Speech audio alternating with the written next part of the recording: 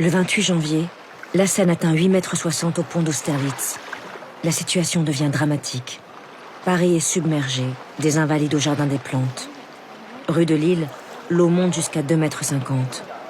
Puis c'est le faubourg Saint-Antoine qui est envahi.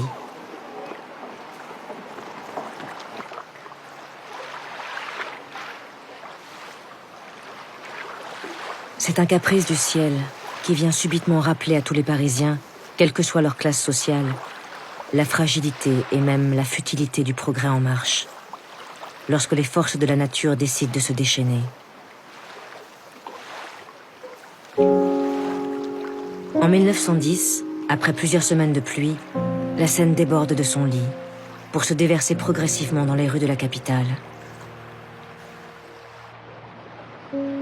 Le 25 janvier, la Seine dépasse les 8 mètres au Palais Royal et le quartier de Grenelle est submergé.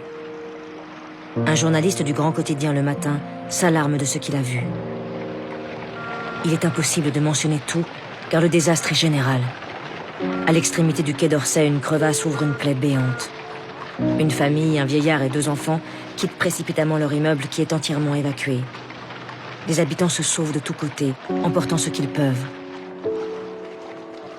On prend place dans des tombereaux pour aller d'une rue à l'autre.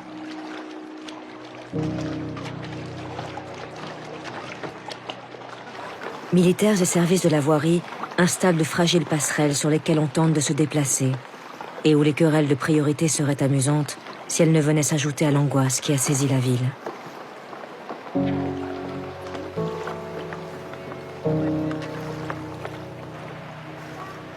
Ce qui frappe le plus les Parisiens dans ces journées éprouvantes, c'est le silence qui règne désormais dans les rues. Comme si la vie s'était soudainement arrêtée, en espérant des jours meilleurs.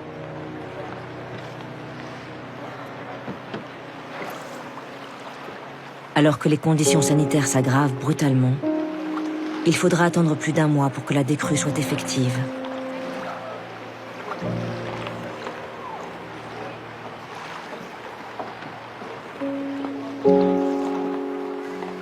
L'époque que sont en train de vivre les Français n'est peut-être pas si belle.